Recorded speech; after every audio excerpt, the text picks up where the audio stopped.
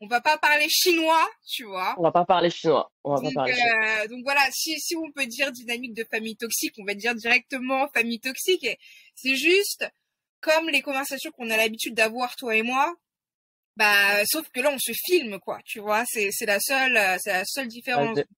Que ce soit au travers des thèmes de nos vies familiales, nos évolutions personnelles. Et un truc que j'avais trouvé super intéressant la dernière fois qu'on avait discuté ensemble au Strain et qu'on parlait un peu en mode la masculinité toxique, de comment les hommes essaient d'avoir un contrôle sur nous et que tu te rappelles la relation que tu pouvais avoir avec Mathéo, les problèmes de jalousie, tu vois. Comment finalement nos dynamiques familiales nous ont en quelque sorte conditionnés pour attirer un certain profil. Et quand tu m'expliquais que Michael, toi tu as choisi aux antipodes de tout ça parce que finalement arrivé à un moment donné t'as appris tes leçons, j'ai trouvé ça trop cool, tu vois. Donc je me dis qu'on pourrait parler de ça. Donc je vais nous présenter. Voici Aurélie. Allons-y. Aurélie avec qui donc on a bossé ensemble. Ça fait quoi? Ça fait combien de temps qu'on se connaît au final là? Ça fait 5, 6, 7 ans? Ça fait 6 ans, 6 ans. 6 ans, un peu plus de 6 ans, je dirais, ouais. Ouais, donc un peu plus de 6 ans. On se connaît avant de Soho House. Avant Soho House. On se connaît d'avant de Soho House, donc on s'était rencontrés au Boundary, où on nous confondait déjà toutes les deux. Ce qui est incroyable, parce qu'il faut savoir que Aurélie... J'avais des cheveux à l'époque. J'avais des cheveux. Aurélie n'en a pas l'air, mais Aurélie est plus âgée que moi. Et on dirait vraiment que c'est ma sœur jumelle, quoi, sister from another mother. Donc, c'est un Exactement. truc. Quoi. Et au final, elle et moi, les gens nous confondent. Bon, elle et moi, on ne se confond pas parce qu'on n'est pas débiles. On sait que voici Aurélie et voici Elodie. Mais c'est vrai que au niveau de nos itinéraires de vie, il y a pas mal de similitudes, bien que on ait des contextes familiaux très très distants. Il y a plein de choses sur lesquelles on se comprend très bien, quoi. Tu vois, l'autre jour, on parlait aussi des relations, des remarques qu'on peut se prendre, qu'on parle de nos mères. Tu vois, parce que tout le monde n'a pas la chance d'avoir une maman qui est parfaite. Et du coup, quand tu commences à expliquer que ta mère est toxique, les gens, ça les choque, quoi, tu vois. Donc voilà, donc toi... Ils comprennent pas. Ouais, ils comprennent pas. Donc, je me dis qu'on a plein de trucs... Mais c'est ta mère, elle t'a mis au monde. Enfin, on n'a qu'une mère. Je sais qu'on n'a qu'une mère, oui. J'ai pas attiré le meilleur numéro, mais... c'est bien le problème, je ne peux pas la voilà. changer. Tu vois, je dois faire avec. J'aimerais bien ne pas avoir à gérer ça, en fait. Je suis pas psychiatre. Donc, non, mais c'est des trucs, il y a beaucoup de gens, tu peux pas avoir ces conversations-là avec tout le monde, tu vois ce que je veux dire. Parce que ils vont raccrocher. Exactement. Ils vont se dire, mais c'est beaucoup trop vieux. Il décroche et il raccroche. Alors que, toi, c'est des trucs que tu arrives à comprendre. Donc, si tu as envie un peu de présenter aux gens le contexte familial dans lequel tu as grandi, ton enfance ou quoi, dans les grandes lignes, ton adolescence, vas-y, lâche-toi. Vas-y. Bon, on va essayer de faire ça pas trop long, parce que comme tu as dit, un podcast c'est entre une demi-heure et 1 heure. Je pourrais raconter ma vie et ça prendra à peu près 14 heures. Ouais. À peu près 14 heures, je dirais. Il faut que les gens... mais donc, je m'appelle Aurélie. Exactement. Donc, je m'appelle Aurélie, j'ai 37 ans. Je suis née, j'ai grandi dans le sud de la France. Faut savoir que ma mère, c'était la première personne de couleur qui habitait dans ma ville, donc qui s'appelle Perpignan, en Catalogne, dans le sud de la France. Et donc, c'était très particulier de grandir dans cette ville pour moi. J'ai pas compris tout de suite qu'il y avait une différence entre moi et les autres enfants. Je l'ai compris quand il y a commencé à avoir des histoires de racisme et que je suis rentrée à la maison et que j'ai posé des questions à ma mère. Tu es noire, noirte, non noirte. On me disait noirte, même pas noire, noirte. Donc ma mère est quelqu'un de très c'est une femme qui est très forte, donc j'ai pris d'elle pour ça, j'ai pris les bons côtés. C'est une femme qui est très forte, qui est très vocale, qui va dire ce qu'elle pense, qui a une très grande self-confidence, c'est ce qu'elle vaut, etc., etc. Maintenant, elle a eu des histoires dans sa vie qui ont fait que elle est tombée dans l'alcoolisme très très tôt. Donc moi, je j'ai pas de souvenir de ma mère qui n'était pas alcoolique, tu vois. Et du coup, ça a engendré les services sociaux qui viennent vérifier, qui se rendent compte que c'est pas top. Et du coup, c'est entre le foyer de l'enfance et famille d'accueil, la maison, foyer de l'enfance, famille d'accueil, la maison. Et c'est un cycle comme ça jusqu'à ce que j'ai eu 18 ans. Et ma mère, en soi, il y a je pense qu'il y a un élément de jalousie,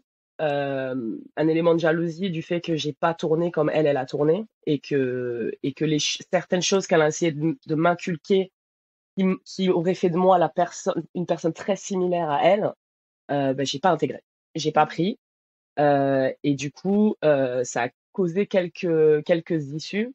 Ma mère est très old school, mais d'une façon très toxique. Donc, Ce que disent les ton homme, il faut que tu le nourrisses. ta daronne, elle est africaine, c'est une camel. Hmm. Ta daronne, les origines Ma aussi. mère est camerounaise. Ma mère est camerounaise. Donc oui, c'est très important de savoir que c'est pas mon père qui est noir, c'est ma mère. Donc, je pense que ça aussi, c'est une grosse différence. Si on parle de métissage, mais c'est vrai que si on parle de métissage, si t'es une femme métisse et que t'es élevée par une mère noire ou si t'es élevée par une mère blanche, c'est différentes dynamiques. Ouais, Maintenant, en termes d'éducation, c'est faut que tu nourrisses ton mari, que tu nettoies ta maison, il faut que tu le satisfasses sexuellement. Ce qui implie que donc alors parfois aussi je vais avoir des mots en anglais parce que je me souviens plus comment on dit en français. Mais attends, je vais essayer de faire un effort, et genre imply, donc c'est implicitement, que tu aies envie ou pas envie, il va falloir satisfaire ton mari, de n'importe, peu importe ce que ça veut dire. Donc c'est quelque chose que ça j'ai pris, je l'ai mis dans un petit sac et puis je l'ai pris avec moi sur mon petit baluchon toute ma vie, quoi. Mais ce qui est intéressant, parce que ta daronne, enfin, si moi je me souviens bien de l'histoire, ta mère, elle était genre danseuse, donc femme quand même assez sûre d'elle, assez libre. Mhm. Mais en parallèle de ça, elle essayait de t'inculquer un schéma très à l'Afrique traditionnelle, quoi. Exactement. Mais ça, c'est elle ça, c'est constamment, elle se ment elle-même, Ouais, quoi. ouais, ouais. Tu vois, genre, elle essaie, Elle est dans le déni, quoi. tu te mens, tu es dans le déni, complètement. Donc, c'est ce qu'elle a essayé de m'inculquer, c'était pas, elle l'appliquait pas, elle, vraiment. Et quand j'ai eu des discussions avec mon père plus tard dans ma vie, quand j'étais adulte, après 25 ans, j'ai très vite compris que ce qu'elle m'a inculqué, c'était pas vraiment ce que elle faisait, quoi. Est-ce que tu penses que c'était, Mais ça m'a fait grandir d'une façon différente. ouais, est-ce que Dis-moi. tu penses qu'elle a essayé de t'inculquer ça justement parce que elle avait à demi conscience de ses propres démons et de ses propres mauvais penchants, et que du coup elle a essayé de te transmettre une éducation avec laquelle elle avait d'une certaine manière rien à voir, parce qu'elle voulait t'éloigner de ses propres Mhm. valeurs, même si paradoxalement du coup ça crée une jalousie puisque tu devenais une femme qu'elle n'avait jamais su être. Tu vois ce que je veux dire ou pas? Exactement. Ouais, bien sûr, bien sûr. Hmm. Exactement. Et c'est pour ça que elle, quand j'ai eu 18 ans et que j'ai commencé à travailler dans les boîtes de nuit, comme elle faisait quand elle avait mon âge, Hmm. elle l'a pas pris du tout. Elle voulait pas que je sois go-go danseuse, elle voulait pas que je sois bartender, elle voulait pas que je travaille dans les bars. Et, et moi, j'étais genre, mais j'aime bien. Je C'est comprends des pas, ouf, j'ai pas envie d'aller travailler dans un bureau. c'est des Enfin, malades. c'est voilà, ça ne m'intéresse pas, j'ai pas envie de faire ça. Donc, j'ai essayé, hein, travailler dans les bureaux, ça ne me plaît pas. Hmm. Euh, et c'est vrai que elle a essayé de créer, comme tu dis, de modeler une personne que elle aurait voulu être. Hmm. Et, et ça n'a pas spécialement fonctionné parce que je suis très similaire, je suis très similaire à elle sur plein de points. Mais j'ai pris les bonnes parties. J'ai pris les bonnes parties, puis les mauvaises parties qui font partie de moi parce que c'est ma mère. Hmm.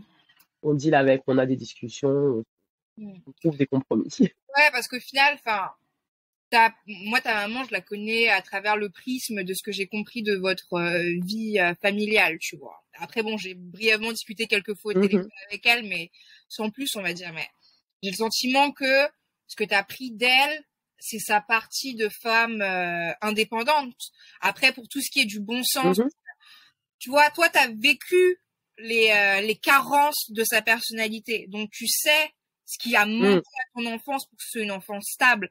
Donc, toute cette partie-là qu'elle a pas su Exactement. te fournir, bah, toi, t'as surcompensé. Et toi, ça, tu vois, tu l'as sous couvert et tu maîtrises et c'est même partie intégrante de ta personnalité avant même de lui ressembler à elle, Bien j'ai envie de te dire, tu vois. Et après, bien sûr, sûr. la daronne, Ouais, non, bien sûr. vous avez des traits de personnalité en commun, mais parce que c'est inévitable, tout comme moi, ma mère, combien même j'essaie de n'avoir rien en commun avec elle, que je le veuille ou non, c'est 50% de mon code génétique, Mm, tu vois ce que je veux te dire. Donc, exactement.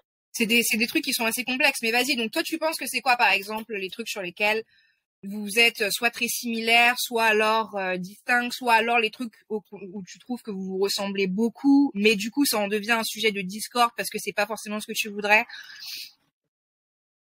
Bah, je pense que le point majeur sur lequel on se ressemble énormément, c'est les addictions. Donc, ma mère est une alcoolique et moi, j'ai une personnalité très addictive. Donc, c'est la raison pour laquelle j'ai jamais pris de drogue. Enfin, je fume et je bois de l'alcool, mais j'ai jamais pris de cocaïne, j'ai jamais essayé aucune autre drogue parce que je sais que je suis comme elle et que je pourrais tomber dedans. Et puis, en habitant à Londres, en travaillant dans le milieu travaillant dans les members clubs et tout, j'aurais aucun problème pour m'en procurer de la drogue. Ouais. Donc, c'est vraiment ça, c'est la première ressemblance, c'est les addictions. Euh, la, f- je le gère plus ou moins bien. Enfin, j'ai eu il y a 5 ans, avant que je rencontre mon mari, j'ai eu une période de 1 an avec rien du tout. Pas de fumette, pas d'alcool, rien du Je tout, me zéro, souviens zéro. J'avais vraiment besoin de ce reset. ouais. Et c'est venu d'aller en vacances chez ma mère toute seule. Donc, d'aller en vacances, pas avec des amis, etc., etc. Juste de rentrer à la maison toute seule et de passer une semaine avec elle et de dire, je veux pas être comme elle. Je veux pas être comme elle, mais si je continue à me comply, à boire tous les jours en me disant que oui, je fais ça socialement, etc., mais c'est parce que c'est le milieu, etc., etc., je vais finir comme elle, au final. Euh, une autre chose où on est similaire, euh, similaire, mais je l'ai pas engrangé, c'est que on passe d'une relation à l'autre. Donc on a une relation longue et entre les deux, on passe d'un mec à l'autre. Et après, au bout de 2 mois, on se remet avec quelqu'un et on repart dans une relation qui est très intense. Et moi, tout le point de cette relation-là, la première année, c'est de faire en sorte que le mec tombe amoureux de moi et ne parte pas. Et je me souviens de ma mère avoir des discussions comme ça le soir quand t'es dans ta chambre et puis tu l'entends du salon où elle s'engueule parce qu'elle est bourrée et le mec est bourré aussi. Et c'est tout ce truc de je te donne tout, je fais tout ce que tu veux, pourquoi tu veux pas rester et nanana, nanana. Donc attends, mais les trucs, quand j'y pense maintenant, je suis genre, mais n'importe quoi, frère, mais ça va pas ou quoi? La folie furieuse.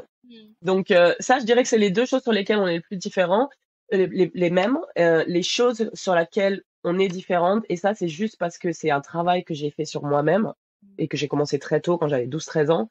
Ma mère est très égoïste et il y a que elle qui compte. Donc, ça, it doesn't matter, genre, ça a aucune importance comment elle te fait te sentir. Elle s'en bat les couilles. Ça va, C'est elle, ce qu'elle ressent, ce qu'elle pense, et c'est tout, hein. Et ouais. elle a besoin de personne. Et de toute façon, si les gens veulent pas me parler, je n'ai pas besoin d'eux. Nanana. Alors que moi, j'ai très vite compris que les gens que je choisis d'amener dans ma vie, c'est des gens qui sont importants. Quelqu'un comme toi, par exemple, si t'es pas contente avec un de mes comportements, je vais pas dire, non, mais attends, c'est normal. Ben attends, faut y faire, c'est moi, c'est ma personnalité. Non, bah non. Oui, c'est moi, c'est ma personnalité, je suis désolée. Je suis désolée, je vais essayer I will do better, tu vois, je vais essayer de faire mieux. Et ma mère a pas du tout ce sens-là. Donc, pour te donner un ordre d'idée, elle s'est excusée pour la première fois à mon frère il y a 2 semaines. Et mon frère a 33 ans. Donc, c'est la première fois de sa vie qu'il reçoit des excuses de sa mère. Bah, elle a pété un câble en juillet parce que elle est sous traitement pour ne pas boire depuis des années. Et ce traitement-là, si tu bois, ça te fait switcher. Et déjà qu'elle est folle, elle a switché complètement. Donc, péter un câble, hurler par la fenêtre, jeter les téléphones, blaster des versets de la Bible sur la stéréo, sur le balcon, gueuler sur le balcon les secrets des gens, qui a trompé qui a eu des enfants. Ça, c'est pas ton fils, c'est le fils de machin. Non, mais la folie. Donc ça s'est passé. La police a appelé mon frère, elle m'a appelé moi en Angleterre, etc. Et mon frère, il est en pleine saison, il est chef dans le sud de la France, dans un restaurant au bord de la mer, travaille 70 heures par semaine. Il a pas besoin de ça là tout de suite en fait. Ouais.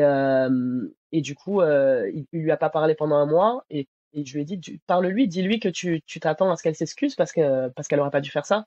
Il m'a dit, elle s'excusera jamais, machin. Il a fait ce que je lui ai conseillé, ce qui est de s'ouvrir et de lui dire, et de pas crier, de pas s'énerver, de juste lui dire c'est la situation et c'est pour ça que je réagis comme ça. Et elle s'est excusée. Parce que maintenant, je pense qu'elle est vieille et qu'elle se rend bien compte que elle a plus la main haute sur nous, en fait. Nous, on fera notre vie avec ou sans elle, hein. Ouais. Donc, donc voilà. j'ai pas de, et c'est quelque chose que je dis souvent, et ça va peut-être choquer les gens, mais mon frère et moi, on est d'accord sur une chose, c'est que euh, quand ma mère partira, ce sera la paix pour nous. On n'aura plus Un poids. ce fardeau sur les épaules. Et aussi parce qu'elle est malheureuse. Elle est malheureuse et on peut pas l'aider. Donc même elle, finally, elle pourra se reposer, quoi, tu vois. Parce que je pense pas que c'est agréable d'avoir ta vie, en fait. Genre, je pense pas que ce soit agréable d'être seule et que tout le monde te diabolise perpétuellement en disant que c'est pas cool, quoi. Mais Genre, je connais pas une personne qui me dise que ma mère est géniale, quoi. Mais genre, ta mère par rapport à la relation qu'elle avait avec ses... Parce que moi, je suis jamais dans un truc où, tu sais, les gens se comportent d'une façon et du coup, ils ont un contexte familial et on excuse tout, tu vois. Parce que si tu commences à partir dans des théories comme ça Mm, veut dire que personne n'est responsable pour son propre comportement. Il faut aller chercher du côté de leur grand-père. exactement. Ça n'a aucun sens. Mais c'est Mm. quand même toujours intéressant. Non, mais c'est toujours intéressant de savoir d'où les gens viennent et... parce que tout à l'heure, quand tu parlais de Mm. la personnalité de ta daronne en disant que elle a un brin égocentrique, ce qui l'intéresse, c'est elle. Est-ce que ça, c'est pas un mécanisme de protection quand toute ta vie, après, tu vois, tu vas m'expliquer d'où Ah, elle mais, vient, quand toute ta vie, t'as été à la merci des mm. autres, et tu vois, toute ta vie, tu t'es plié, il fallait faire passer, je sais pas, peut-être ses parents, son entourage, ceci, cela. À un moment donné, en fait, t'en as tellement ras-le-bol que ta manière de rééquilibrer les choses, c'est de te dire, mais finalement, est-ce que les autres, jusqu'à la fin de ma vie, je les fais pas passer au second plan, tu vois? Et c'est une question que je pose parce que moi, Bien sûr. je vois la tournure que je prends d'une certaine manière, où avec les années, et c'est bizarre parce que je deviens plus égoïste, mais j'ai l'impression que je deviens plus stable et plus fair, tu vois. C'est plus juste en fait pour moi d'être comme ça, parce que pendant trop longtemps, j'ai été dans une dynamique où bah non, c'est les autres, si les autres sont heureux, alors moi ça va, et finalement c'est pas non plus une façon de voir les choses, tu vois. Non, pas du tout. Mais après, je pense pas que t'es égoïste. Je pense que comme moi, t'es égocentrique.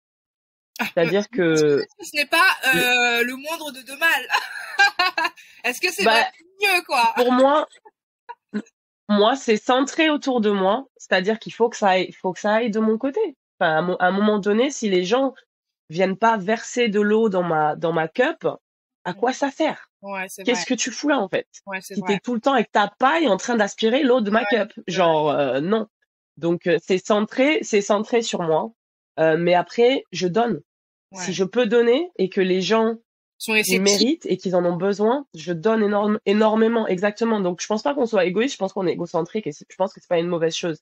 Après, ma mère, donc elle a grandi en Afrique, ses parents étaient très riches. Donc, jusqu'à l'âge de à peu près 14-15 ans, c'était quelqu'un qui avait tout ce qu'elle voulait. Il y avait des servants à la maison. Quand elle sortait de la maison pour marcher jusqu'à la voiture, on la portait parce que son père voulait pas qu'elle touche le sol. Donc, c'est vraiment Ah ouais, tu next fais une level. princesse. Et ouais. Et mon grand-père était franc-maçon. Donc il y a eu des histoires à un moment donné. Ok. Il y a eu des histoires à un moment donné qui font qu'il a été assassiné parce qu'il y avait des choses qu'il refusait de faire, qu'on lui a demandé de faire, qu'il refusait de faire. Je ne sais pas ce que c'est. J'ai jamais eu le droit de retourner en Afrique à cause de ça. Mais il a été assassiné. Et ma mère a dû être envoyée en France pour être protégée en fait. Et donc, elle est passée de vivre dans cette grande maison avec les servants, avec les machins, avec les trucs, à habiter dans le 18e, dans un 3 pièces avec ses 14 cousins, tu vois. Et là, c'était une vie très différente parce que quand tu arrives à Paris au début des années 80, en tant que femme noire, c'est pas une princesse, hein. C'est pas la vibe. Mm. Donc je pense que elle aura toujours cette mémoire de quand elle était enfant qu'elle avait tout, d'arriver, c'est très violent, elle a rien. Et ensuite, elle commence à travailler dans le milieu de la nuit en tant que danseuse de cabaret, stripteaseuse, etc. Elle rencontre beaucoup d'hommes riches, beaucoup de sugar daddies. Ma Mm. mère avait beaucoup de bijoux, beaucoup de vêtements de designer, etc., etc. Et puis jusqu'à ce qu'elle rencontre mon père. Et quand elle a rencontré mon père et qu'elle a décidé d'être femme au foyer, donc mon père lui a dit moi je veux que tu arrêtes de danser, travaille avec moi dans la boîte de nuit mais juste en tant que bartender, je veux plus que tu danses, je te fais des enfants, on se la met quoi, Mm. grosse vie. Mais mon père est un cheater, mon père trompe, mon père ne peut pas s'empêcher de tromper, c'est un coureur de jupons. Et du coup, quand ma mère était après être trompée une fois, deux fois, trois fois, et comme en même temps que ça, elle tombait dans l'alcool, Waouh. c'est un cocktail explosif. Elle a rencontré Et ton du père coup, quand elle est arrivée en France? elle a rencontré mon père quand elle avait mon frère à 29. Elle a rencontré mon père peut-être, je sais pas, peut-être 10 ans après qu'elle soit arrivée en France, quelque chose comme ça. Ok. Ouais, à peu près, parce que mon père, elle est arrivée, elle avait 17, 18 ans, et elle a rencontré mon père quand elle avait 26, 27. Donc, aux alentours. Euh, et mon père, de toute façon, enfin, voilà, mon père, je vois bien qu'il a un fétichisme des femmes noires, tu vois, parce que toutes ses ex, c'est des renois. Bah, après, tu peux avoir un style. Il a adoré aller en vacances en Afrique. Ouais, on dévie, mais, mais voilà, tu vois. Genre, il avait trouvé la femme noire parfaite à ses yeux, tu vois. Elle est belle, elle a un beau corps, elle est éduquée, parce que ma mère a fait des études et très intelligente, c'est aussi une autre chose pour elle qui est très importante que je parle. Et t'as vu, je me suis excusée au début. Oui, c'est mon français. Si je fais des fautes, excusez-moi, parce que ça, c'est un truc, ma mère, quand elle m'a au téléphone, en ce moment, elle me met des races parce que je fais des fautes de grammaire, parce que ça fait 10 ans que je suis à Londres, Oui, si. que je parle jamais français à part avec toi, et encore, on fait un mix. Ouais, grave. Euh, mais tu vois, c'est des petits trucs comme ça. Donc je pense qu'après, son attitude maintenant, il y a beaucoup de toxines de l'alcool qui ont take over de brain. Et puis c'est les aléas de la vie, les roller coasters. Mais moi en soi, quand vu que ma mère, elle m'a déjà balancé dans la gueule deux, trois fois, si j'avais su, je t'aurais pas eu. À partir de ce moment-là, je, je m'en fous un peu en fait de comment elle en est arrivée là où elle est. Parce que quand elle a pu faire des choix, quand elle m'a eu moi, euh, c'est son choix. Enfin, elle a Ouais, décidé de m'avoir. J'étais un enfant qui était voulu. bien sûr. Moi et mon frère, on était voulus. On n'est pas des accidents. Donc, quand elle dit des choses comme ça, et elle le dit comme, elle l'a dit assez souvent, plus maintenant que je suis une adulte, mais quand j'étais adolescente, elle l'a dit très souvent. Euh, Peu importe ce qui s'est passé dans ta vie avant, ça le justifie pas pour moi. Non, bien Surtout parce sûr. que je pense pas que je sois la plus horrible des personnes. Tu vois ce que je Les veux dire? gens, de manière générale, qui ont du mal à Euh, prendre leurs responsabilités, tu vois. À partir du moment, quel que soit, comme tu dis, mhm. passé ta vie, à partir du moment où tu te venges sur des enfants n'ayant jamais demandé à naître, le problème, il vient toujours de toi, tu vois. Le problème vient jamais des enfants, ça, c'est une évidence. Bah ouais. Mais c'est tellement banalisé, tu vois. Il y a tellement, je sais pas si tous les enfants, à un moment donné, s'entendent dire ça. Moi, je sais que bon, j'ai grandi dans un contexte familial qui est aussi particulier. Du coup, c'était vraiment monnaie courante de dire même, peut-être même que je te tue ce soir, tu vois. Particulier, Tu vois, du coup, c'était vraiment, c'était banalisé de se prendre ça dans la gueule, même si c'est hyper violent, tu vois. Mm. Mais je sais que voilà, ça vient de personnes qui souvent n'auraient pas dû avoir d'enfants, donc c'est peut-être aussi une manière pour eux de se l'admettre tout en blâmant encore une fois les enfants n'ayant jamais demandé à naître. Mais c'est une manière pour eux de se distancer et presque de se dire ah voilà, si j'avais pas fait ces enfants, et bah mon itinéraire de vie aurait été différent et ça aurait été mieux, comme si le problème Mm. venait de nous, alors qu'on sait que c'est pas le cas, tu vois. Mais c'est leur manière de se rassurer, tu vois. Mm. Non, complètement, complètement. Mais c'est vrai que c'est euh, c'est intéressant de voir comment eux ils ont grandi et comment eux ils étaient traités. Et ma mère Mm. était traitée comme une princesse. Mm. Et la façon dont elle a traité ses enfants après, Ouais, c'est deux mondes je différents, trouve quoi. ça, ouais. C'est Mm. genre t'es tellement en colère contre la vie que tu vas te comporter comme ça. Et moi, ma mère, c'est quelqu'un qui ne tapait pas. Elle m'a jamais vraiment tapé. Ou les seules fois où elle m'a tapé, franchement, je le méritais. Je le méritais. Et encore, je dis ça maintenant, je pense pas que je lèverai jamais la main sur mes enfants. Mm. C'est pas un truc que je veux faire. J'espère que j'arriverai à régler les problèmes et les issues et les frustrations autrement. Parce que quand je dis je l'ai mérité, c'est j'aurais tenu tête ou j'aurais été mal poli, tu vois. Des Ouais, trucs. Et elle allait me tabasser, là, tu vois, pour le coup.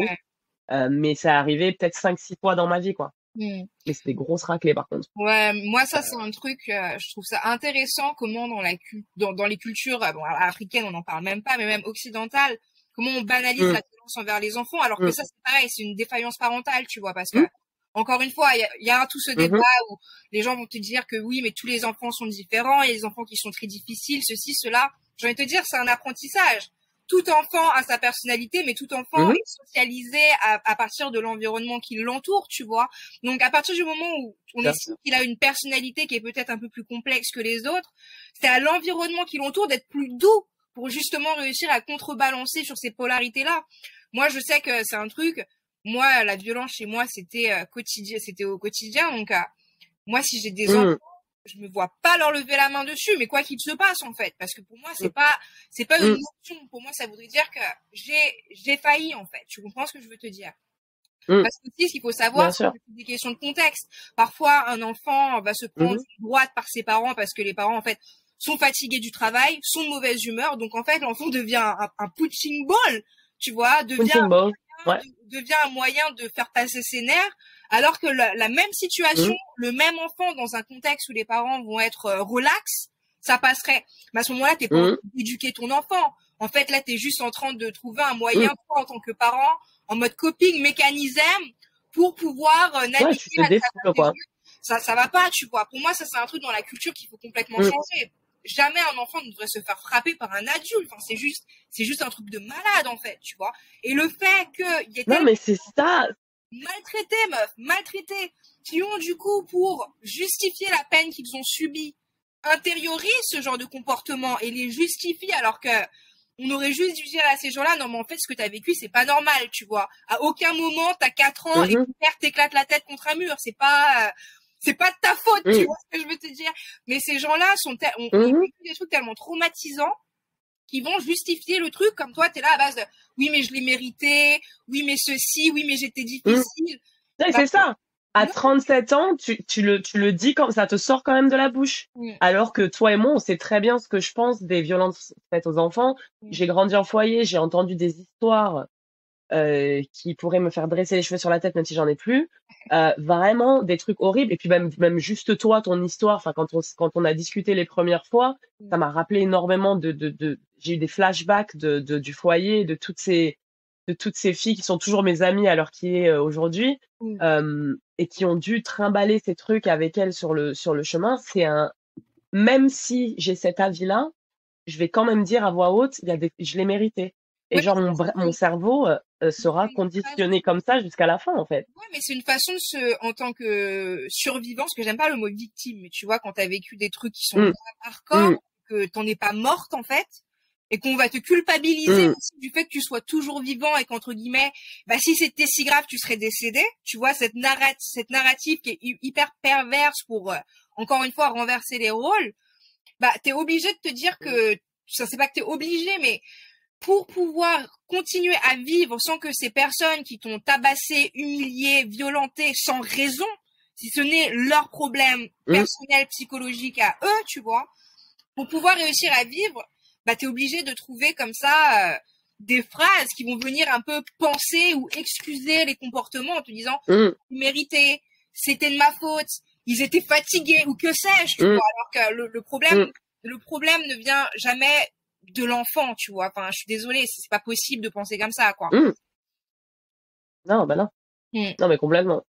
Et ça, c'est un truc que j'ai eu cette discussion avec ma mère la dernière fois, justement, quand je parlais d'enfants, parce que elle m'a poussé très très tôt à avoir des enfants, et j'ai jamais voulu. Enfin, moi, j'ai eu 4 avortements, parce que il était hors de question que j'ai un enfant avec un homme qui, je sais, n'est pas le père de mes enfants, et dans un état d'esprit où il y a des chances que je sois fatiguée, il y a des chances que je sois stressée. Ma vie, elle est pas sort out. Je suis pas en paix avec moi-même. Ouais, tu vas Il est pas hors de question que j'amène quelqu'un et que non. Je vais pas, je sais pas, je sais que je ne serai pas la mère que je pense que je devrais être. Et de rencontrer la personne, enfin, mon mari, quand je l'ai rencontré, je savais que c'était lui parce qu'on a eu des discussions comme ça, des discussions qui étaient pas simples. Des conversations à propos de ça, parce que lui, par exemple, c'est quelqu'un qui avait pas à l'époque commencé le travail de his healing work. C'est quelqu'un qui avait aucun contexte et aucune réalisation, qu'il avait été élevé dans un endroit, dans une communauté qui était très toxique, où les hommes n'ont pas le droit de pleurer, où les enfants se battent, où les gens se battent dans la rue et il y a personne qui fait rien. Les gens regardent et tapent dans les mains et encouragent. Donc très savage, très backward, tu vois, genre redneck of America, quoi. Genre vraiment le truc Qui vient d'où, lui, déjà, horrible. Et quand du Texas il vient de la campagne de Californie. Okay. Non, Californie, genre Texas ou truc Oklahoma. Il vient, c'est un redneck, mon mec, il vient du Far West, ben, très Far West. Non, et c'est un mec de la campagne américaine, quoi. Et genre, moi, je regardais, je l'écoutais. On parlait de TikTok et de comment, tu sais, t'as des gamines de 12 ans qui sont hyper sexualisées dessus et qui ont accès à TikTok et qui mettent des vidéos out. Et moi, dans ma tête, c'est toujours, mais à quel moment, est-ce que tes parents savent que ça, c'est out? Soit ils savent pas, et c'est problématique parce que comment tu peux protéger tes enfants si tu sais pas ce qui se passe parce que ça c'est fucked up, hein, l'écran, moi pour moi les écrans c'est fucked up. J'ai vraiment ce truc où je pense que mes enfants n'auront pas de téléphone jusqu'à très très tard. Ouais. Parce que tu n'as aucun contrôle sur les gens qui le voient. Ça, tu vois, pour moi, ça, c'est un faux dé, parce que c'est marrant là, c'est super intéressant tout ce que tu es en train de dire, parce qu'après, il faut qu'on parle absolument de Michael, parce que ça, c'est un vrai bail, meuf. J'y ai pensé avant qu'on ait cette conversation. Par rapport à Michael, j'ai trois, en fait, comment dire, contextes sociologiques pour expliquer ces contextes familiaux hyper toxiques, et ça peut expliquer aussi les relations avec les femmes, donc je voudrais qu'on en parle dans un instant, mais juste pour rebondir sur ce que tu viens de dire sur les écrans, juste avant qu'on ait cette conversation, j'ai écouté un truc où, en gros, je sais pas si t'as entendu parler d'Andrew Tate. C'est un mec là qui est devenu apparemment star et tout. Moi, franchement. Ouais, j'ai entendu parler de lui, ouais. Moi, meuf, je te dis la vérité. Bon, il dit des trucs, c'est grave limite, tu vois. Je comprends pas l'acharnement que les gens ont contre lui. Moi, j'ai écouté. Ouais, moi, il me fait rigoler parce qu'il fait du sens. Il a du sens. C'est comme mon problème avec lui, c'est ça. Tu vois, moi, il dit des trucs, les gens et tout le monde est à base de ouais, tu sais, en mode c'est la nouvelle cible à abattre. Moi, j'ai écouté des trucs, je fais, mais monsieur est très cohérent dans ses propos, je vois pas où est le problème, tu vois. Et le mec se fait rentrer dedans comme jamais. Mais bref. Donc, il disait un truc, et là, donc, avec Piers Morgan qui est juste l'un des pires mecs sur Terre, tu vois, qui a pris en target Meghan Markle pendant des années. Enfin, le mec est juste fou, tu vois. Et donc, il était en train de le faire sombrer à base de je te tends des pièges quand je te pose des questions, tout ça. Et du coup, il commence à lui parler genre d'une gamine qui s'est suicidée parce que elle a vu sur les écrans du contenu qui apparemment c'est possible bien sûr, mais a comment dire propulsé sa dépression et propulsé ses envies un peu suicidaires, tout ça. Et donc le père de cette gamine là, c'est horrible, et il était en mode oui, le problème ça vient de tout ce qui se passe sur Instagram, de TikTok, tout ça. Donc Piers Morgan essayait un peu de piéger Andrew Tate en essayant presque de dire est-ce que tu considères pas que c'est à cause des gens comme toi, limite, si des gamins se suicident? Andrew Tate était un peu cul entre deux chaises, à dire que bien évidemment que c'est horrible, mais à un moment donné, enfin le problème est beaucoup plus large que ça, tu vois. Et du coup, moi, j'y réfléchissais en parallèle et je me disais non, mais en fait, je peux pas me mettre à la place de ces parents-là parce que s'ils sont déjà au milieu d'un deuil, c'est atroce qu'ils sont en train de vivre. Et bien sûr qu'ils cherchent des coupables, mais à un moment donné, le parent, c'est toi, tu vois. Moi, la manière dont je vois un écran, pour moi, un écran, c'est laisser s'introduire toutes sortes d'informations de personnalité. Le monde extérieur. Bien sûr. Qui rentrent directement. Donc, tu peux pas, en fait, avoir, toi, télé, écran plasma, ordinateur, iPad, tout ce que tu veux à disposition parce que toi, en tant qu'adulte, t'estimes que quand tu rentres du travail, il faut que tu puisses te détendre, c'est ta façon de te reposer, ceci, cela, que tes gamins y aient accès, qu'il se passe ensuite quelque chose de dramatique et que tu dises que c'est la faute du monde, tu vois, parce qu'à un moment donné, ce sont tes enfants, c'est à toi de savoir quel est leur état psychologique aussi, c'est à toi de poser des règles, c'est à toi de poser des régulations. Je pense qu'il y a suffisamment maintenant de trucs en mode accord parental où tu vois des gens mettre des codes, tu vois des gens qui mettent des mots, même si les gamins tapent des mots, l'écran je crois qu'il se bloque ou quoi. Enfin, il y a des formes de technologie qui maintenant sont développées pour essayer de parer le plus possible contre les prédateurs, contre toutes ces formes de vices et tout. Donc moi je sais que moi ça fait plus d'une décennie, tu vois. C'est pas quelque chose qui me fait kiffer, j'ai un ordinateur et après j'ai un téléphone, tu vois, mais je suis pas quelqu'un qui est avide de contenu, j'ai même pas cette mentalité comme l'époque le prône, où tu sais, les gens sont très fanatiques. Tu sais, ils vont prendre des célébrités. Ce que toi tu penses, moi je pense pareil, je suis une groupie, tu vois. Moi, j'ai jamais été comme ça, je suis très... et je pense de par mon éducation où mes parents sont des fanatiques, tu vois, mes parents sont des gens, s'il y a une personne dans leur mouvement sectaire qui pense une chose, voilà, on arrête de réfléchir, c'est comme ça. Moi, du coup, comme je sais que c'est extrêmement dangereux, je suis aux antipodes de tous ces trucs-là. Donc, si demain je devais avoir des enfants, pour moi, c'est même pas un débat, quoi. Si t'as envie de t'amuser, il y a tellement de choses à faire dans le monde qui n'impliquent pas à aucun moment d'interaction électronique digitalisée que je vois même pas pourquoi on en fait encore un problème. Mais bref, tout ça, c'était une petite parenthèse. Revenons sur ce que tu disais sur Michael, parce que c'était grave intéressant quand t'expliques le contexte familial, tu vois. Genre et tout, ça, moi, ça m'avait trop intéressé. C'était incroyable quand vous vous êtes rencontrés et que, voilà, tu vois, tu lui parlais et puis, en fait, en discutant avec toi, il avait compris que sa mère était toxique, mais pas dans quelle proportion sa mère était toxique. Et en discutant avec toi, il a pu commencer un petit peu à remettre les choses à juste échelle et à prendre finalement sa place d'homme. Parce que tant que t'as pas réalisé dans quel contexte tu évolues et quel rôle jouent les gens qui t'entourent, bah c'est difficile de devenir la personne que tu dois être, tu vois, parce que tu donnes de ton pouvoir à des gens qui ne sont pas capables de le contenir, tu vois, et qui vont même l'utiliser contre toi. Donc, je réfléchissais à un truc et je me disais, en fait, il y a trois types d'hommes avec une relation avec leur mère. Donc, t'as les hommes qui ont grandi dans un contexte familial relativement sain.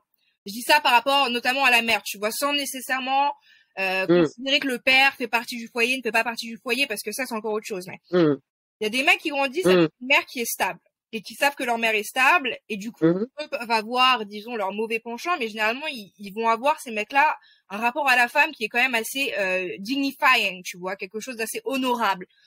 Savoir qu'une femme, ça se respecte, une femme, c'est un cerveau, une femme, ça travaille dur, enfin, ils vont pas les voir comme des objets. Ensuite, il y a un autre type d'homme qui va grandir dans un contexte comme Michael, où leur mère est toxique, mais ils ne savent pas que leur mère est toxique. Ils grandissent en internalisant tous ces comportements, et finalement, ils grandissent avec des carences affectives, ils vont développer toutes sortes de comportements, ils vont avoir un rapport aux femmes qui est plus ou moins malsain selon leur personnalité, qui vient rentrer en collision avec leur contexte familial. Et ce sont des mecs qui souvent sont un peu chamboulés, souvent un peu quand même plus de ce que j'ai pu observer. Après, il y a toujours une exception qui confirme la règle, mais plus quand on parle d'énergie masculine, féminine, ce sont des mecs qui sont plus dans l'énergie féminine, du coup, parce qu'ils ont souvent des mères tellement détraquées que ce sont des femmes qui opèrent dans leur énergie masculine et qui, du coup, viennent empiéter, on va dire, dévorer cette partie que normalement, si tu es une mère stable, tu viens aider ton fils pour qu'il se construise de manière complète. Tu vois, tu viens pas manger sa personnalité, tu viens pas dévorer sa confiance en lui-même. Et ensuite, il y a un troisième type d'hommes qui, eux, ont grandi dans des contextes où c'est le bordel aussi, mais eux sont conscients que leurs mères sont toxiques. Et là, eux, c'est autre chose. Ils se vengent sur toutes les femmes qu'ils rencontrent. Tu vois, c'est des mecs, leur mère les a abandonnés, maltraités, tu vois, mis dans du trafic d'enfants, et ils sont très au courant de ça. Du coup, pour eux, les femmes, ce sont des cibles à abattre. Tu vois, ils vont vraiment voir les femmes comme des ennemis, comme des meufs qu'il faut tenir en laisse, comme des chiennes. Enfin, tu vois ce que je veux te dire. Donc moi, j'observe vraiment ces 3-4 figures. Et presque, quand tu sais un peu le contexte familial d'un homme et que tu commences un peu à le cerner, tu le mets dans une de ces catégories et tu peux presque prédire dans quelle direction ça va partir. Tu vois ce que je veux te dire? Bien sûr. Mais c'est pour ça, un homme, si tu commences à lui poser des questions sur sa mère et qu'il est évasif ou qu'il veut pas en parler ou que machin, pose-toi des questions. Parce que si ta mère, elle était toxique, que t'étais pas au courant, tu vas juste dire tes histoires. Et puis moi, je suis là, je te regarde genre, wow, t'es pas au courant de ce qui s'est passé, c'est pas grave, on en parlera plus tard, je vais juste te laisser la vanter pour l'instant. Mais quand t'as des mecs, comme j'ai des mecs que j'ai rencontrés, qui se détendent, qui se relaxent un peu, machin, alors tu sais que c'est des players, etc., etc. Un matin, ils passent la nuit chez toi, tu te lèves, tu prends le petit déj, t'es en train de manger ton hash brown, tu lui poses une question sur ta daronne, le mec, il devient pâle, commence à paniquer, il veut pas en parler. Ouais, non, mais c'est particulier, ah, mais c'est pas, it's not that deep, on se connaît pas that much, pourquoi je devrais dire à propos? Ouais. Bah alors, qu'est-ce qui se passe? Parce qu'ils portent des blessures. Il y a quelque chose de fichi. Ils portent des blessures. Bien sûr. C'est dur. C'est délicat. Et ça, je l'ai vu avec plusieurs hommes qui sont maintenant mes amis, du coup. Donc, c'est des gens avec qui j'ai eu un petit flinch à un moment. Et j'ai très vite vu que tu me traiteras pas de la façon dont je veux être traitée. Et c'est fine. C'est pas à cause de moi.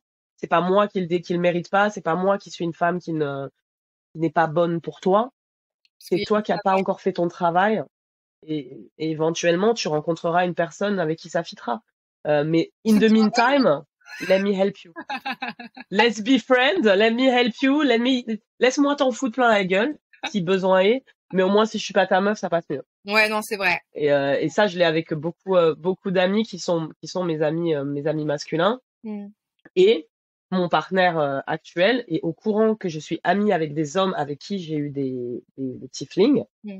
Et as much il est pas chaud d'aller au restaurant et de faire des dîners tout ensemble, si je lui dis je vais à tel endroit et je vais voir tel pote, il va pas me faire un scandale.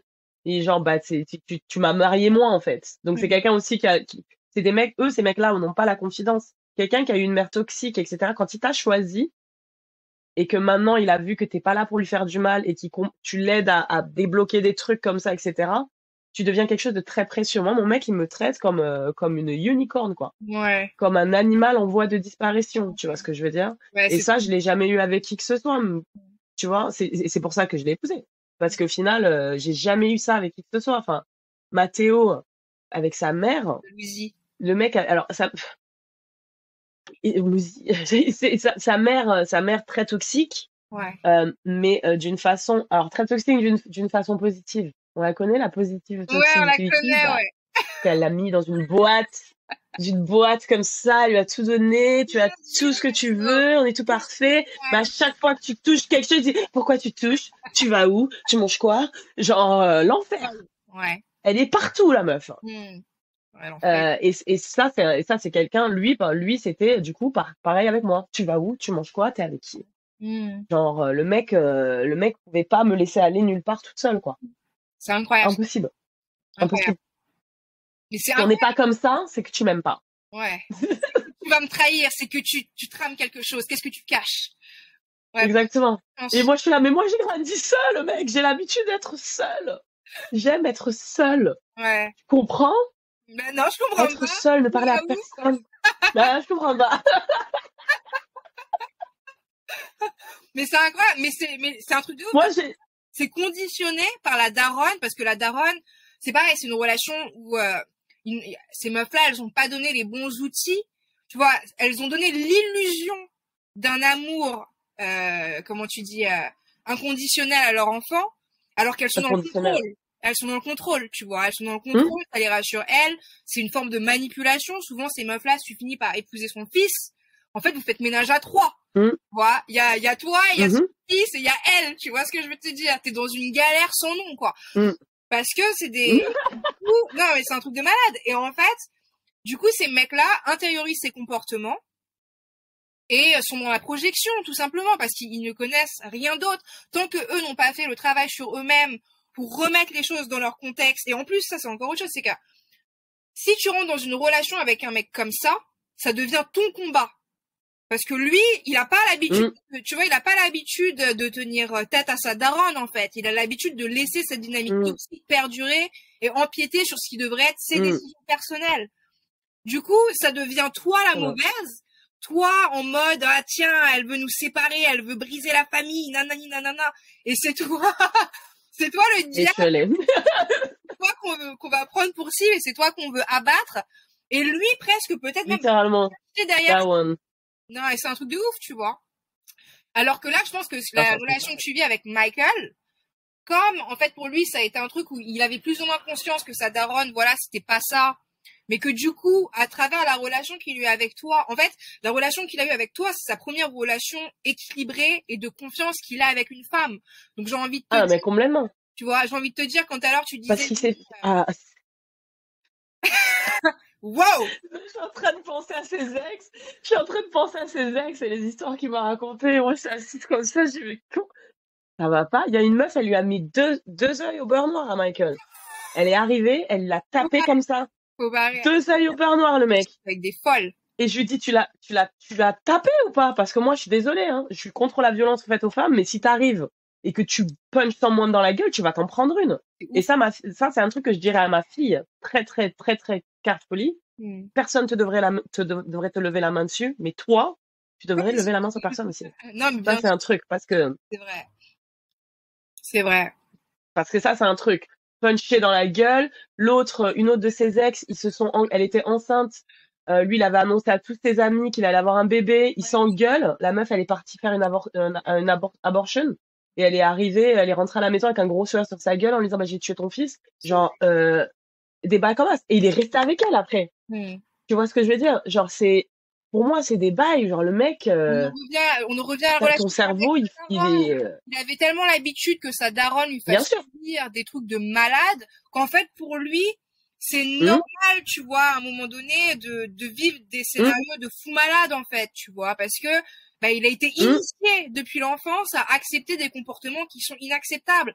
Et normalement, enfin, je suis désolée, mais la relation que t'as avec ton père et la relation que t'as avec ta mère, même si c'est pas censé déterminer toute ta vie, ben ça reste que des relations sur lesquelles tu poses les premières bases, tu vois. Et si t'as des gens qui abusent de toi, qui te violentent, que ce soit de la violence émotionnelle, physique, mentale, bah t'auras tendance même à attirer des gens parce que tu te présentes au monde après, tu vois. C'est horrible à dire, mais quand les gens empiètent sur ta confiance personnelle et sur ton espace personnel comme ça, tu prends l'habitude de rester dans ces espaces où tu te sens cloisonné mais en sécurité. Tu vois, parce que c'est là, t'as un confort super restreint, t'as l'impression que t'as droit de rester que dans ces espaces. Mais du coup, ça attire toutes sortes de profils narcissiques, des gens abusifs, des gens qui finalement partagent des traits de caractère et des traits de personnalité avec tes parents. Tu vois ce que je veux te dire?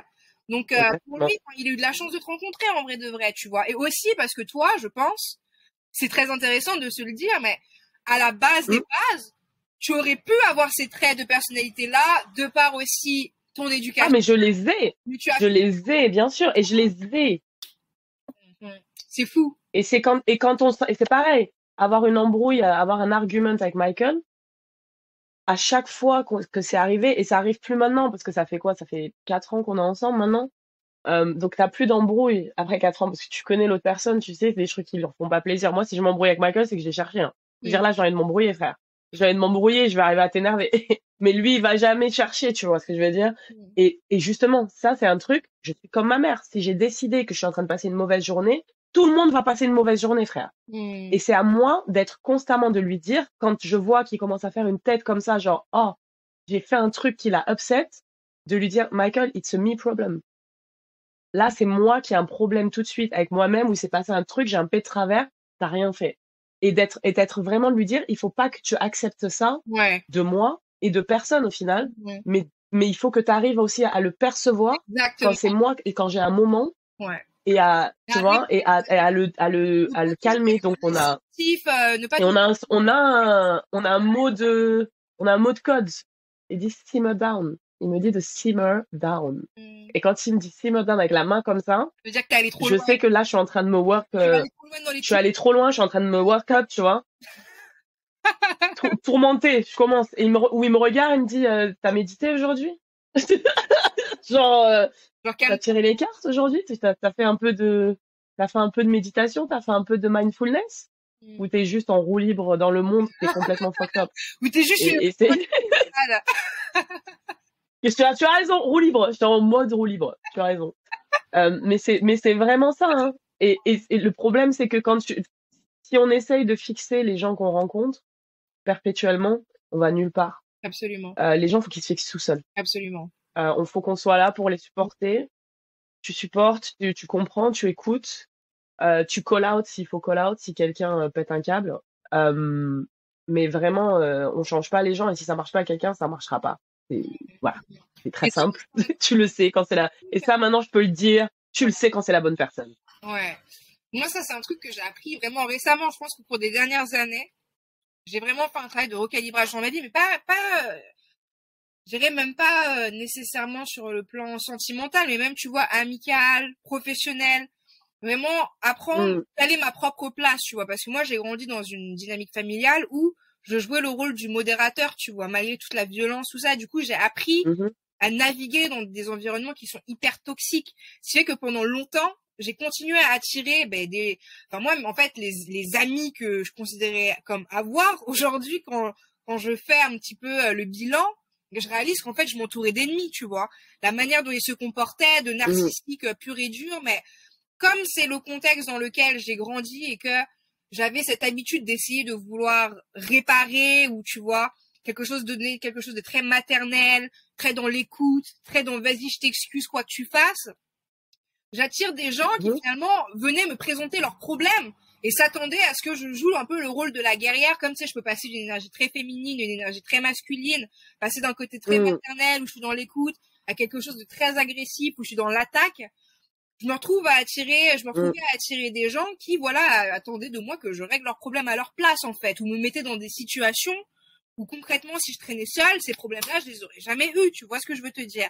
Donc ça, pour moi, c'est quelque chose de récent, de constater que, ouais, moi, en fait, j'ai un travail à faire sur moi-même pour attirer des gens qui sont en phase avec la vie que je veux avoir, et non plus attirer des gens qui font écho à là où je viens, en fait. Tu vois ce que je veux te dire.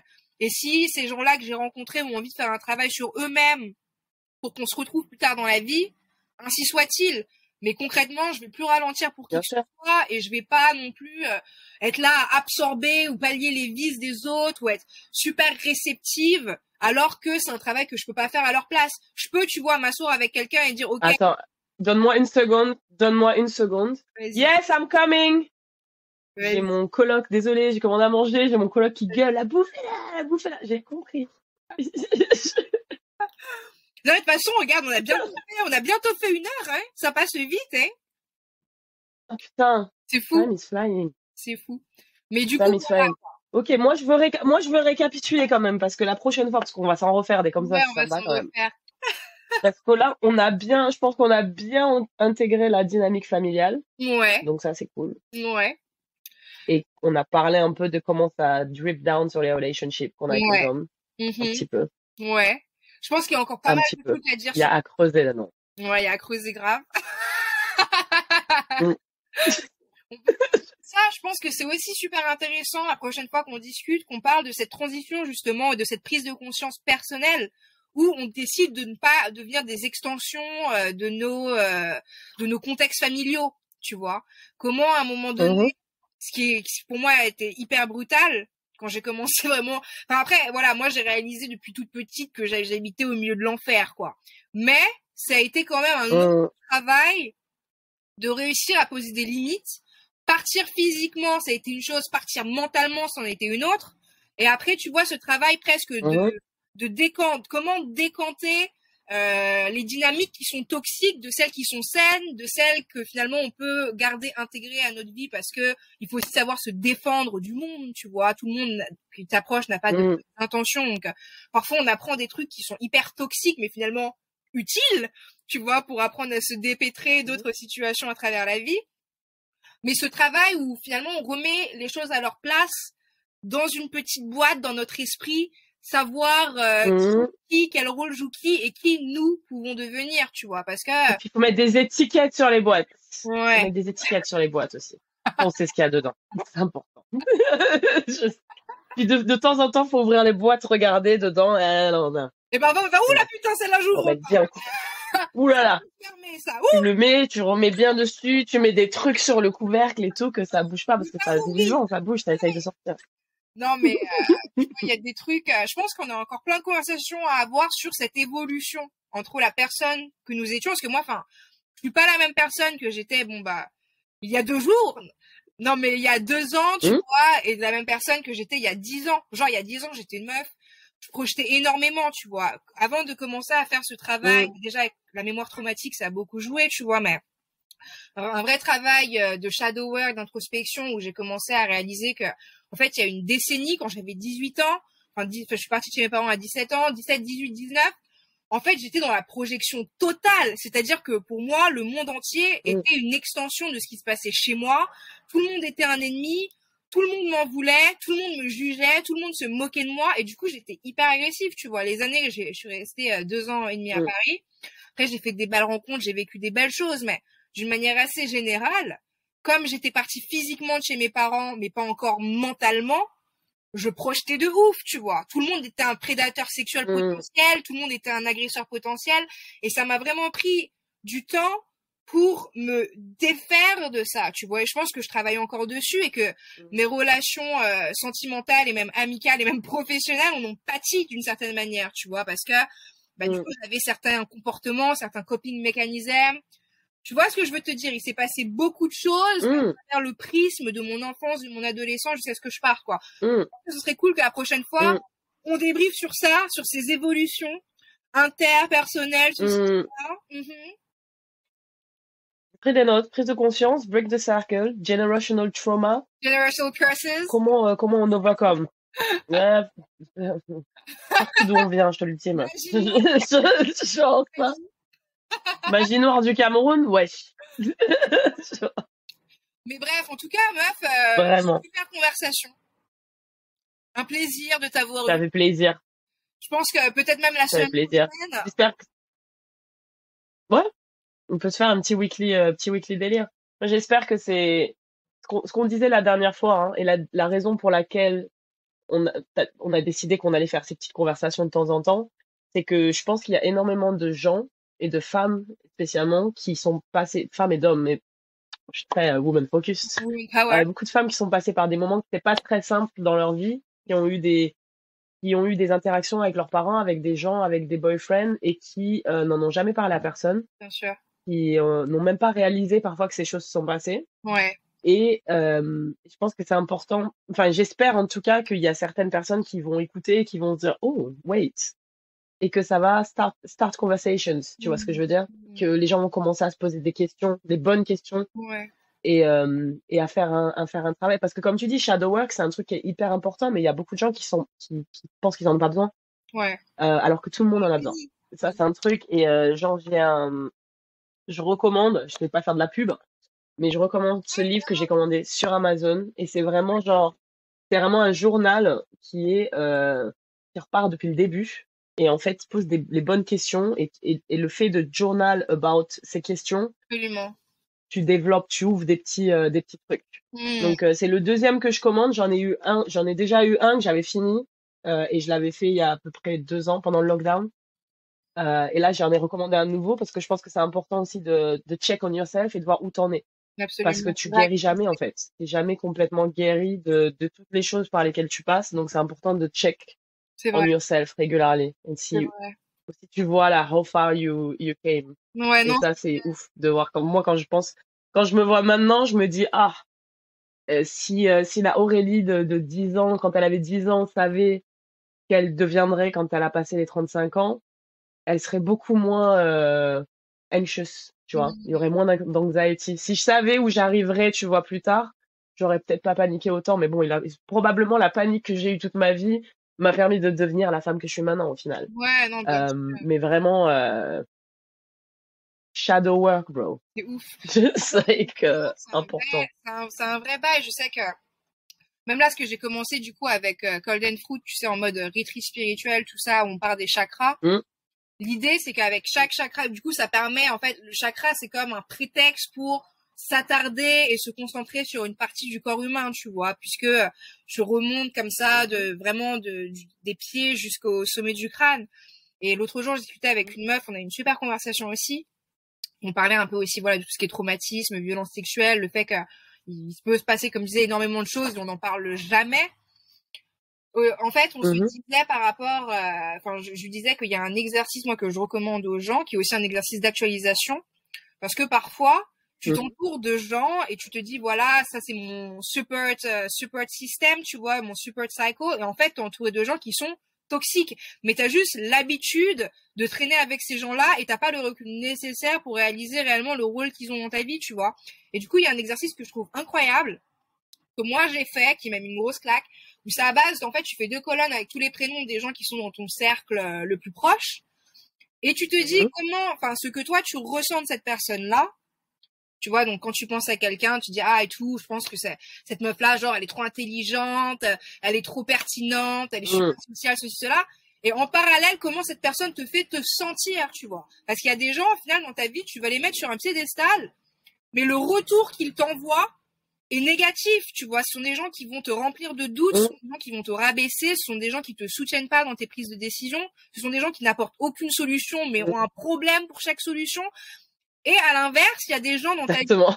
il y a des gens que tu vas pas nécessairement estimer, que tu vas avoir tendance à mettre un peu au second plan, parce que quand toi tu penses à eux, bah c'est pas les gens en mode les premiers que tu vas mettre sur un piédestal, mais quand tu regardes comment eux te font sentir, bah, tu réalises que ce sont des gens qui finalement t'aident à prendre conscience de la réalité des choses. Ce sont des gens qui pensent à toi. Ce sont des gens qui ont envie de te soutenir. Ce sont des gens qui vont pas toujours te brosser dans le sens du poil, mais c'est parce qu'ils veulent t'aider à progresser. Tu vois ce que je veux te dire? Ça t'aide un petit peu à rééquilibrer ce qui se passe dans ton monde. Et c'est un vrai travail de shadow work et c'est un vrai travail d'honnêteté aussi, tu vois, de pas juste être dans la projection du potentiel de ce que pourrait être une relation ou quoi, mais prendre les choses pour argent comptant, tu vois. Et je pense que ça, c'est hyper important aussi. Mais bref, écoute, la prochaine fois, toi et moi, on discute, on terminera cette conversation. Merci pour ton temps. Moi, je vais aller à la piscine. Merci à toi.